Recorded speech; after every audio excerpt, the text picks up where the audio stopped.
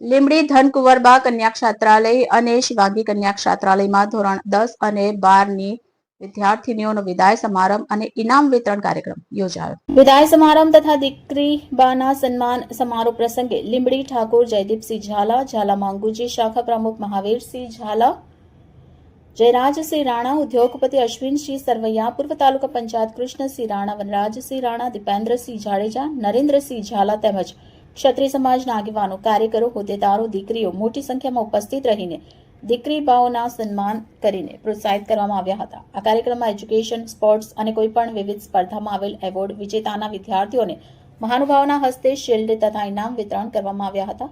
Reporter Deepaksinh Vaghela, Gujarat દર્શન સમાચાર, લીંબડી.